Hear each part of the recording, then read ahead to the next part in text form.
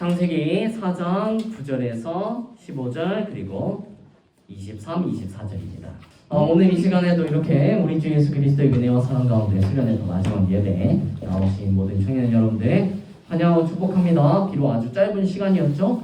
원래는 이제 수련회가 좀 저희가 시간을 가지고 뭐 숙박도 하고 이럴 수 있으면은 여러분들이 더 친해지고 더 예배도 더 은혜롭게 드릴 수 있는 시간들이 있었을 텐데 짧은 기간 동안이지만 여러분들이 삶 가운데 아주 중요한 질문들이 던지고 또 고민하고 그 답을 찾아가는 순간들이 되었기를 소망합니다. 근데 이제 저는 솔직히 말씀을 드리자면 여러분들이 제가 오늘 나눔지를 통해서 또 드렸던 질문들 수련회를 통해서 계속해서 드렸던 질문들에 대해서 여러분들이 당장 답을 찾아낼 것이라고 생각하지는 않아요. 저도 20대 시절에는 애초에 사실 그런 고민 해본 적 없어요. 생각도 안 하고 살았고요.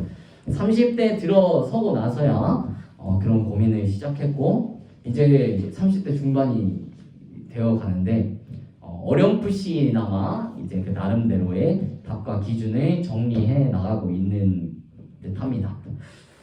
그래서 어제 전해드렸던 말씀들이 아마 여러분들께는 아무 감흥이 없이 들렸을지도 모르겠어요. 혹시 어제 말씀 참석하지 못한 청년들은 꼭 같이 영상 함께 시간 되실 때 보셨으면 좋겠고요. 어쩌면은 아무 생각 없는 분들도 있었고 어떤 분들은 약간 이유 모를 불편한 마음 좀 찝찝한 마음 그런 생각이 드는 분들도 있었을 것 같아요. 좋은 집안, 또 좋은 학벌, 좋은 직장, 좋은 차, 좋은 집 이런 것들에 집착하지 말라라는 말을 전달했을 때 어쩌면 이렇게 생각했을지도 모르겠어요. 목사님께서 교회 안에만 지내다 보니 세상과 동떨어져 지내면서 현실 감각이 참 많이 떨어지셨구나 그렇게 생각했을지도 모르겠는데 저도 여러분들과 마찬가지로 동일한 현실을 살아가고 있는 동일한 성장의 청년이라는 것을 기억해 주면 좋을 것 같아요.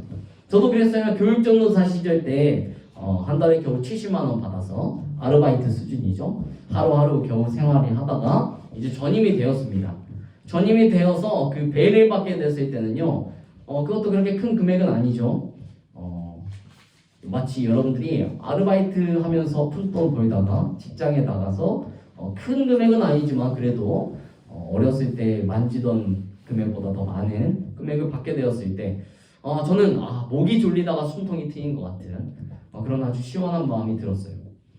또 재작년에는요 제가 사역을 위해서 용인으로 왔다 갔다 했습니다. 차가 없었어요. 근데 그때는 대중교통으로 왔다 갔다 하는데 저희 동네에서 용인까지 가는데 뭐 대중교통 한 두세 번 갈아타서 뭐 한두 시간 정도 걸립니다. 아마 여기 학교 다니시는 분들 중에 그렇게 학교 다니시는 분들 있을 거예요. 그렇게 힘든 시간을 보내다가요 아주 조그마한 경차입니다. 모닝이고요. 벤이라고 해서 매우 저렴해요. 뒷칸이 좌석이 없고 그냥 짐칸이에요. 트렁크여서 그 차 하나 생겨가지고 출퇴근 시간이 딱 반토막이 나니까 잠자는 시간이 한 두 시간이 늘어난 거예요. 그때 그 개운함 2시간을 더 자는 개운함 아마 그것은 경험해 본 사람이라면 잘 아실 것 같습니다. 그때 든 생각 한 줄로 요약하면 이거예요. 돈이 좋기는 좋구나. 차가 좋기는 좋구나. 그리고 지금도 이제 숨통이 트였으니까 이제 숨통 트인 정도예요. 저는 조금 더 여유 있는 삶을 살 수 있으면 좋겠다라는 생각을 하기도 하고요. 이제는 이 작은 경차가 아니라 흔히 보통 사회 초년생이 지나면 이제 준준형도 타고 싶고 요즘 많이 타는 SUV도 한번 타봤으면 좋겠다 뭐 그런 생각하기도 합니다. 그런데 아마 저는 그렇게 생각해요. 시간이 지나면 그런 날이 올 거예요.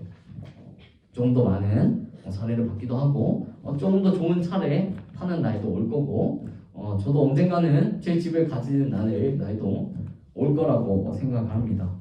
그리고 여러분들에게도 마찬가지예요. 지금처럼 열심히 살아가시면 당연히 지금 살고 있는 것보다 좋은 날들이 반드시 올 겁니다. 그래서 저는 여러분들께 현실과 완전히 담을 쌓고 좋은 것들은 다 포기하고 오직 하나님만 바라보고 하나님한테 올인하는 삶을 살아가라는 그런 권면을 할 생각은 없어요. 그건 저 하나면 족합니다. 오히려 저는 여러분들에게 그것보다 이 더 좋은 것이 무엇인지를 생각하고 또 추구하고 고민하고 갈망하는 일이 어쩌면 굉장히 좋은 일일 수도 있겠다라는 생각을 해요. 좀 웃자고 제가 이야기를 하나 하자면 제가 이제 뭐 경찰의 뭐 사이트 중이었겠죠. 인터넷에 이제 그런 짤이 요즘에도 돌아다닙니다. 누가 인터넷에 커뮤니티 이렇게 썼어요. 사회 초년생인데 경차 뭐 타야 될까요? 추천 좀 해주세요. 근데 이제 그 댓글에 이렇게 달립니다. 아, 경차가 생각보다 연비가 안 좋아요. 그럴 바에 차라리 돈 좀 보태서 준준형을 사라. 이런 글이 달리는 거예요. 그래서 그 사람이 다시 글을 올립니다. 아, 그럼 다시 제가 K3를 살렸는데 어떨까요? 라고 올렸더니 그 댓글에 이제 K3 그거 옵션 몇 개 붙이다 보면 가격 어차피 중형 차랑 똑같아진다. 요즘 할인도 해서 제 생각에는 뭐 K5나 그 차를 사는 게 오히려 돈을 버는 셈이다. 이렇게 달렸어요. 그 이후부터는 이제 뭐 여러분들도 아시겠지만 무슨 준준형이냐, 요즘 소나타 잘 나왔는데 돈 더 보태서 소나타를 사라. 소나타 사면 자연스럽게 또 옵션을 붙이게 되는데 그냥 그랜저 사라. 또 거기 뭐라고 달리는 줄 아세요? 그랜저 타면 아빠 차 탄다는 소리 듣는다 그러면서 G170을 타라. 뭐 그러면서 한참을 반복하더니 외제차 중에서도 가장 비싼 차를 결국 추천하고 그것을 사야 하는 경차부터 시작해서 외제차까지 이르게 되는 결론에 이르게 되는 거죠. 근데 이 고민에요. 저는 이 고민은 해도 된다고 생각해요. 어떤 사람들은 헛된 고민이라고 생각할지도 모르겠지만 저는 그렇게 생각합니다. 여러분들이 믿고 있는 이 기독교가 진리라면, 그리고 여러분들이 보고 있는 이 하나님의 말씀이, 성경의 말씀이 진리라면, 기독교 신앙이 가르치고 있는 바가 진리라면 이것은 그러한 질문에 반드시 최종적인 목적지가 될 수 있을 거라고 저는 믿어 의심치 않습니다. 다만 이제 그 과정에서 성경이 말하는, 기독교가 말하는 영원하고 무한한 복, 좋은 것들이 여러분들 계속 추구해 보세요. 결국에 어떻게 되겠어요? 그것보다 더 좋은 것, 그것보다 더 좋은 것, 그것보다 더 좋은 것, 그것보다 더 좋은 것을 계속해서 추구하다 보면 반드시 정말로 영원하고 무한하도록 좋은 것들을 여러분들이 추구하게 될 날도 올 거라고 생각합니다. 그런데 이제 그 과정에서 세상 사람들이 성경이 말하는, 또 기독교가 말하는 영원하고 무한한 복락, 그것에 이르지 못하는 이유는 딱 한 가지예요. 왜냐하면 그것을 추구하는 과정에서 그들이 사용하는 수단이 바로 자신의 욕망, 자신의 정욕이기 때문이에요. 그래서 저는 어제 여러분들에게 그것보다 더 좋은 수단이 있다라고 소개를 하나 드렸는데, 그게 바로 첫 번째로 양심이었습니다. 여러분들이 더 좋은 것을 추구하는 과정에서 양심을 사용하라는 거예요. 양심을 쉽게 말씀드리자면 뭐가 선하고 뭐가 악한지를 분별하는 마음입니다. 그리고 가능하다면 그 양심의 기준이 이 성경, 하나님의 말씀, 기독교 신앙 위에 두고 있다면 여러분들은 당연히 우리의 정욕으로, 우리의 안목으로 보기에 좋은 것들을 계속해서 추구하는 것이 아니라, 이것보다 더 좋은 것이 있지. 성경에는, 하나님의 말씀에는, 기독교 신앙에는 이것보다 더 좋은 것이 있지라는 결론에 여러분들이 다 이룰 수 있을 거라고 생각을 하고요. 그래서 하나님께서 보시기에 가장 좋은 것을 추구하게 될 것임을 확신합니다. 그리고 이제 오늘은요, 마지막으로 양심보다 더 좋은 수단을 여러분들께 소개해 드리려고 해요. 양심은 아까 말씀드렸듯이 이 수단은 하나님과 더 가까워지는 수단으로 그래서 결국 사용되게 됩니다. 그런데 이 말은 즉슨 무슨 말이냐면, 하나님을 가까이 한다는 건 죄를, 또 세상을, 또 죽음을 멀리하게 된다는 걸 의미해요. 그래서 양심도 죄와 죽음을 멀리하는 아주 좋은 수단이죠. 양심에 여러분들 가책을 느끼면 죄를 지을 확률이 매우 현저하게 떨어질 거예요. 근데 이제 그것보다 더 좋은 수단으로서 저는 이 수치심을 여러분들이 좀 사용하셨으면 좋겠습니다. 양심과 수치심 어때요? 둘 중에 어느 것이 죄를 멀리하고 하나님을 가까이 하는데 더 효과적일 것 같습니까? 보통은 이렇게 생각할 거예요. 양심이 좀 더 효과적이라고 생각을 해요. 왜냐면 뭔가를 할 때 양심에 찔리면 안 하게 되니까. 근데 사실 수치심은 어때요? 이미 저지르고 난 뒤에 수치심을 느끼는 거거든요. 그래서 양심이 훨씬 더 효과적인 수단이다라는 생각을 하는 경우가 많죠. 양심은 죄를 억제하는 마음을 유발하지만 수치심은 죄를 감추려는 마음을 유발하기 때문이에요. 그런데 오늘 저희가 함께 읽은 말씀에서는요, 수치심을 상실한 자가 양심을 상실한 자보다 더 빨리 하나님으로부터 멀어지고 죄와 죽음에 더 가까이 하게 된다는 것을 알게 됩니다. 가인이 이제 말씀으로 들어가 볼게요. 가인이 아벨을 돌로 쳐 죽였을 때 하나님께서는 그 장면을 두 눈으로 똑똑히 보고 계셨어요. 가인은 하나님을 지워버리고 하나님이 못 본 것처럼 생각하고 싶었지만 어제도 말씀드렸지만 하나님은 여러분들이 없이 한다고 해서 지워버린다고 해서 지울 수 없습니다. 여러분들이 지운 건 양심이에요. 알겠죠? 그런데 하나님께서는 아주 가까운 곳에서 그를 두 눈으로 똑바로 쳐다보고 계셨습니다. 그리고 하나님께서 찾아오셔서 가인에게 묻습니다. 내 아우 아벨이 어디 있느냐? 하나님께서는 이런 질문을요, 가인과 아벨의 아버지, 어머니였던 아담과 하와에게도 동일하게 던지셨어요. 그들이 선악을 알게 하는 나무를 먹고 서로 부끄러워졌을 때 아담아 네가 어디 있냐라고 물었던 것을 여러분들이 기억하실 수 있으면 좋을 것 같아요. 그 질문은 근데 어디 있는지 몰라서 하는 질문이 아니죠. 하나님께서 아담이 범죄할 때 하나님은 그걸 분명히 지켜보고 계셨고요. 가인의 범죄도 마찬가지였어요. 아벨이 어디 있는지, 아벨이 죽었는지 살았는지를 모르고 물으시는 질문이 아닙니다. 그런데 아담이 대답했던 것과 가인이 대답했던 것은 아주 큰 차이가 있어요. 아담은 이렇게 대답했어요. 네가 어디 있느냐? 내가 동산에서 하나님의 소리를 듣고 벗었으므로 두려워하여 숨었나이다. 그러나 가인은요, 뭐라고 대답했어요? 내가 알지 못합니다. 내가 아우를 시키는 사람입니까? 그렇게 대답했습니다. 이 두 대답의 차이를 여러분들 알겠나요? 아담은 대답을 할 때 부끄러웠어요. 그러나 가인은 전혀 부끄럽지 않았어요.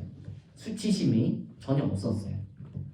그 대답을 들으신 이후 하나님께서는 가인과 아담에게 둘 다 저주를 내리십니다. 아담에게는 어떤 저주를 내리셨냐면 땅이 가시덤불과 엉겅퀴를 내서 일평생 밭을 갈아도 계속 땅이 효력을 주지 아니해서 수고하는, 고생하는 그런 인생을 살게 될 거라고 했고요. 가인에게도 마찬가지입니다. 밭을 갈아도 땅이 계속 효력이, 우리 농사를 짓다 보면 한 번씩 쉬어줘야 되는 거 아니죠? 땅이 영양가를 잃어가서 그런 일들을 줘서 땅에 피하며 유리하는 자가 되리라는 저주. 사실 저주의 내용은 아담이나 가인이나 모두 동일했어요. 그런데 가인은요, 그제서야 두려움을 느꼈습니다. 아벨을 죽여놓고서는 아무런 부끄러움이 없다가 하나님께서 너 그렇게 하면 내가 반드시 심판할 거야, 너한테 저주를 내릴 거야 라고 얘기하니까 두려움을 그제서야 느끼기 시작합니다. 우리도 그렇죠. 죄를 저지를 때는 부끄럽지 않아요. 잘 못 느껴요. 그런데 하나님께서 또 이래저래 죄를 지으면 심판을 받게 된다는 이야기를 듣게 되면 누구나 다 그런 두려움을 느끼게 되는 듯합니다.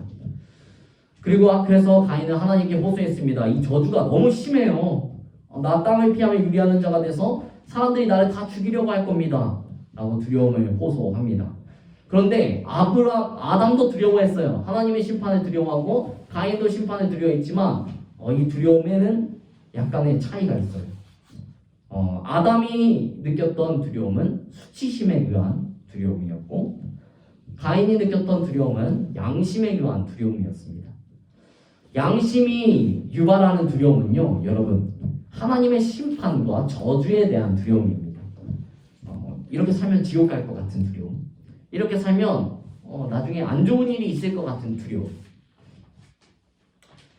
가인은 양심을 잠깐 잃어버리긴 했으나 하나님의 심판이 선포되자마자 그게 두려워서 자신의 양심을 되찾았어요.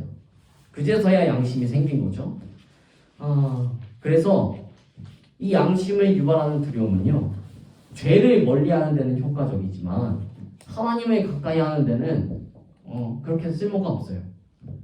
이것을 우리는 이어지는 가인의 후손의 이야기에 아까 잠깐 따로 떼어져서 읽었던 말씀이 있죠. 23절, 24절. 가인의 후손 라멕이라는 사람의 이야기를 통해서 알 수 있는데요. 가인의 후손들은 가인이 품었던 양심을 그대로 물려받았어요. 그런데 가인에게 수치심이 없었기 때문에 그들은 수치심을 물려받지 못했고 심지어는 양심까지도 잃어버리는 결과에 처하게 됩니다. 라멕이라는 사람의 얘기 한번 들어볼게요. 라멕은요 사람을 죽였어요. 사람을 죽였는데 우리가 이 말씀을 볼 때 크게 문제가 없어 보이기도 해요. 왜냐하면 오늘날의 관점에서 본다면 라멕은 정당방위예요. 한 아이가 라멕을 해하려고 했고 라멕은 그래서 그를 죽일 것뿐이에요. 정당방위죠. 그는 자신의 상처와 상함 때문에 사람과 소년을 죽였다고 말하고 있어요. 아무런 상처도 아무런 상함도 없었던 아벨이 가인에게 해를 끼친 건 아무것도 없는데 가인이 아벨을 죽인 거에 비해서 라멕은 아주 정당한 죄였어요. 그런데 문제는 라멕이 그럼에도 불구하고 그 이야기를 하면서 전혀 양심의 가책, 수치심의 가책을 전혀 느끼지 못한다는 거예요. 그리고 도리어 떳떳하게 이렇게 말합니다. 가인을 죽인 자는 벌을 7배나 받을진데 나를 해하는 자는 77배 더 많은 벌을 받겠다고 아주 당당하게 이야기를 하는 것을 볼 수 있습니다. 양심과 수치심의 차이는 바로 여기에 있어요, 여러분. 양심은 자기를 의지하지만 수치심은 하나님을 의지하게 만듭니다. 양심은 하나님의 심판에 대하여 나타나는 마음이지만 수치심은 왜 생기는 거냐면 하나님과의 연합, 하나님과 가까워지고자 하는 마음에서 시작돼요. 예를 들면 이런 거예요. 여러분들 사랑하는 사람들이 있는데 그 사람이 너무나도 잘 살아요. 학벌도 좋고 직장도 좋고 나보다 훨씬 더 좋은 사람을 만날 수 있는 사람이에요. 그때 우리가 느끼는 느낌이 바로 수치심이에요. 그 사람을 만나기엔 내가 너무 부끄러운 거야. 이렇게 잘 사는 사람을 만나기엔 내가 너무 부끄러운 거예요. 그래서 내가 그를 가까이 하기에는 내 자신이 너무 초라하고 보잘것없어서 부끄러운 거예요. 이게 바로 수치심입니다. 아담은 바로 이 수치심을 느꼈어요. 자신이 범죄하고 나서 에덴으로부터 쫓겨나서 하나님과 멀어질 것, 그게 부끄러웠어요. 하나님께 가까이 하는 일이 부끄러웠어요. 이 말씀을 들었던 이스라엘 백성들, 모세가 이스라엘 백성에게 전할 때 이야기를 접했을 자들도 마찬가지였을 겁니다. 이스라엘 백성들이 하나님께서 시내 산 위에 그 사람들 모두 다 모았어요. 하나님께 나오라 나오라 하나님께서는 수도 없이 이야기하셨지만 다 부끄러워서 얼굴을 가리고 숨고 하나님을 멀리했습니다. 수치심. 그런데 하나님께서는 그러한 아담에게 은혜를 베풀어 주셨고요. 여자의 후손에 대한 약속에 아직 끝나지 않았다. 셋과 에노스라는 아벨을 대신하는 자손을 주시고 한 짐승을 잡아 가죽옷을 입혀 그 부끄러운 모습들을 가려주셨습니다. 그러나 가인은 부끄러움을 잃어버렸어요. 하나님의 심판과 저주를 두려워하는 양심은 살아있었어요. 그러나 양심으로는 여러분들 하나님께 가까이 갈 수가 없어요. 그리스도께 가까이 갈 수가 없어요. 여러분들의 죄를 그냥 억제하면서 살 뿐이에요.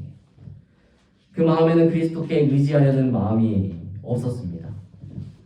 그저 죄를 더 이상 짓지 않는 삶에 살았을 뿐인데 그게 되나요? 여러분의 양심은, 수치심이 없는 사람은 언젠가는 그 양심까지도 물거지게 됩니다. 그래서 저는 여러분들에게 수련회를 통해 이런 질문들을 던졌어요. 여러 가지 질문들을 던졌죠. 제 목표는 역시 항상 그래왔지만 여러분들의 마음을 불편하게 하는 게 목표였습니다. 먼저는 여러분들의 양심을 자극하고 싶었고요. 그리고 오늘 이 시간에는 여러분들이 여러분들 마음속에 있는 수치심을 자극하고 싶습니다. 여러분은 지금 거룩한 주인, 거룩한 하나님 앞에 아주 가까이 나와왔습니다. 그런데 여러분은 죄송합니다. 여러분들 부끄럽지 않으십니까?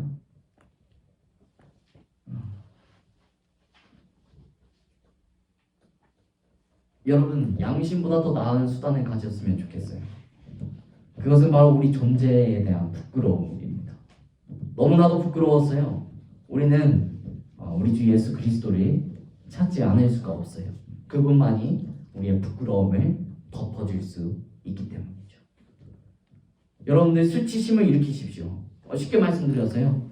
부끄러운 줄 아세요? 여러분들이 주일을 보내는 방법이 얼마나 부끄러운 줄을 아세요? 여러분들이 드리는 예배가 얼마나 부끄러운 줄을 아세요? 여러분들의 존재와 삶이 얼마나 부끄러운 줄을 아셨으면 좋겠습니다. 그러나 여러분들이 얼마나 부끄러운 사람인 줄인지를 알 때에 여러분들은 비로소 우리 주 예수 그리스도를 찾게 되실 것입니다. 그 순간 그리스도께서 자신의 십자가와 보혈의 능력을 발하실 것이고요. 여러분들 마음 가운데에 확산되어져 있는 퍼져 있는 죄악들을 모두 정결케 하시고 몰아내실 뿐만이 아니라 여러분들 마음속에 있는 양심까지도 회복시켜 주시리라 믿습니다. 그리하여 여러분들은 여러분들의 소망과 기대가 이 땅 가운데서 썩어 없어질 것들이 아니라 더 좋은 것에서 더 좋은 것, 더 좋은 것에서 가장 더 좋은 것을 추구하면서 결국에는 영원하고 무한하신 하나님의 사랑과 은혜를 만나게 되실 수 있었으면 좋겠습니다. 이것이 여러분 하나님을 더 가까이 하는 방법입니다. 양심을 회복하시고 수치심을 회복하시고 여러분들의 소망과 기대를 지금은 눈앞에 있는 좋은 것을 쫓으세요. 여러분들 돈도 버시고 좋은 학교도 다니시고 좋은 직장에도 취직하세요. 나쁜 거 아닙니다. 그러나 거기서 더 좋은 것, 더 좋은 것, 이것보다 더 좋은 것이 무엇이 있을까? 그것을 꼭 여러분들 삶 전반에 걸쳐 고민하고 그 답을 찾아가게 되기를 소망합니다.